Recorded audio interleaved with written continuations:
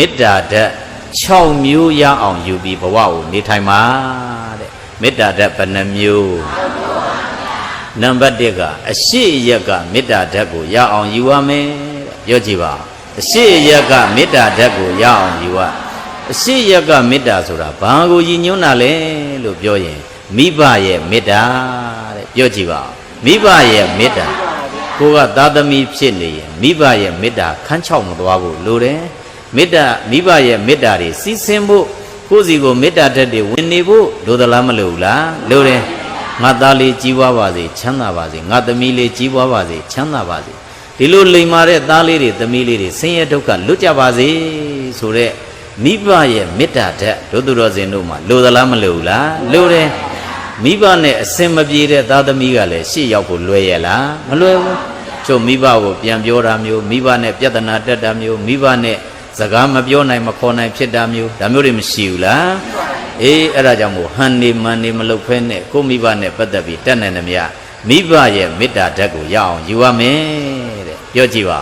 မိဘရဲ့မေတ္တာဓာတ်ကိုရအောင်ယူရနောက်နံပါတ်2ကကျတော့တောင်အရက်ကမေတ္တာဓာတ်ကိုရအောင်ယူရမယ်တဲ့ပြောကြည့်ပါတောင်ရက်ကမေတ္တာဓာတ်ကိုရအောင်ယူရတောင်ရက်ကမေတ္တာဆိုတော့ဘု து မေတ္တာလဲ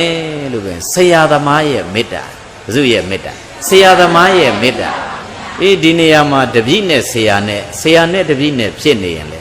အပြန်ပြန်အလန်လန်မေတ္တာဓာတ်တွေလိုသလားမလိုဘူးလားလိုတယ်အေးကိုကတပည့်ဖြစ်နေရင်ဆရာမေတ္တာကိုရရမယ်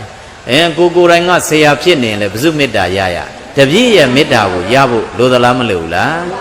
အဲ့ဒါကြောင့်မို့ဆရာနဲ့တပည့်နဲ့အပိုင်းကလည်းပဲမေတ္တာရှိမှုမရှိမှုကတခုခုဖြစ်ရင်ပို့ပြီးတော့သိတာလေဥပမာအဖြစ်ဦးဇင်းတို့ခုဘုန်းကြီးကျောင်းနေကြတယ်ဆရာနဲ့တပည့်နေကြတယ်ယာချီပြီးတော့တန်ခါရှိတာမှန်တယ်ပေါ့ဒါပေမဲ့အဲ့ဒီထဲမှာကိုယ့်ပေါ်မှာမေတ္တာရှိသူမရှိသူကြွာသွားတာမရှိဘူးလားကိုယ့်ဘက်ကတော့ဒါပေမဲ့သူတို့ဘက်ကမေတ္တာဘလို့ပဲထားဆရာဖြစ်တဲ့ပုဂ္ဂိုလ်ကတော့မေတ္တာကိုအားလုံးငယ်ငယ်ကြီးကြီးမခွဲအားလုံးပေါ်မှာတပြေးတည်းထားကြရတာမရှိဘူးလားဆရာမှာယံသူဆိုတာရှိရလားမရှိဘူးဘယ်တပည့်ကတော့ဘလို့ဖြစ်လို့ဘာဖြစ်တယ်ဆိုတာမရှိဘူးအားလုံးကိုကောင်းစေခြင်းနဲ့မေတ္တာအစစ်အမှန်နဲ့ထားကြရတာမရှိဘူးလားရှိအဲ့ဒါကြောင့်မို့တပည့်ဖြစ်ရင်လည်းကြီးပွားခြင်းရင်ဆရာမေတ္တာရအောင်ယူရမယ်တဲ့ဗာမေတ္တာအဲ့ဒါကြောင့်တောင်ရက်ကမေတ္တာတဲ့ဆိုတာဆရာရဲ့မေတ္တာတဲ့ဗာရဲ့မေတ္တာဆရာရဲ့မေတ္တာကဲဘယ်နှမျိုးရ2မျိုးရမိဘရဲ့မေတ္တာရဲ့ဆရာသမားရဲ့မေတ္တာကဲနောက်တစ်ခုကအနောက်ရက်ကမေတ္တာဓာတ်ကိုရအောင်ယူရမယ်တဲ့ပြောကြည့်ပါဦးအနောက်ရက်ကမေတ္တာဓာတ်ကိုရအောင်ယူရအနောက်ရက်ကမေတ္တာဓာတ်ဆိုတာကြတော့ဘာကိုယဉ်ညွှန်းတာလဲလို့ပြောရင်နော်သားမယားရဲ့မေတ္တာကိုယူရမယ်တဲ့ပါတယ်လေသားမယားရဲ့မေတ္တာကိုရအောင်ယူရတို့သူတော်စင်များမိသားစုအဖြစ်နဲ့တိဆောက်ထားရင်လင်ရမယားရဲ့ဖွဲ့စည်းထားတဲ့မိသားစုလေးမရှိဘူးလားရှိအဲ့ဒါဆိုရင်2ယောက်လုံးကမေတ္တာတဲ့အပြန်လန်ပေးနေဖို့လိုတယ်လင်ယောက်ျားကလည်းဇနီးမယားကိုမေတ္တာပေးဖို့ဇနီးမယားကလည်းလင်ယောက်ျားကိုမေတ္တာပေးဖို့လိုသလားမလိုဘူးလားလိုတယ်အဲ့ဒါကိုလေတို့သူတော်စင်များအကျေနော်ဦးဇင်းတို့ဟောပြောပြသပေးထားတာရှိတယ်အဲ့ဒီကဏ္ဍတွေလည်းပဲတရားတွေနော်လင်နဲ့မယားနဲ့လင်ဆိုပြီးတော့နော်ဟောထားတာရှိအကုန်အစုံရှိတယ်နော်ဒီဘက်ကမိဘနဲ့သားသမီးလည်းပဲဟောထားတာရှိတယ်မိဘနဲ့သားသမီးနဲ့မိဘဆရာနဲ့တပည့်နဲ့ဆရာဒါခွတ်ထွက်ပြီးသားတွေရှိတယ်မိမိနဲ့မိတ်ဆွေနဲ့မိမိဆိုပြီးတော့နောက်ထပ်မြောက်အရက်အတွက်ကကျတော့မိတ်ဆွေကိုယဉ်ညွှန်းတာဘာကိုယဉ်ညွှန်းတာမိတ်ဆွေကိုယဉ်ညွှန်းတာမိတ်ဆွေတယောက်ပေါ်မှာထားရမယ်စိတ်သက်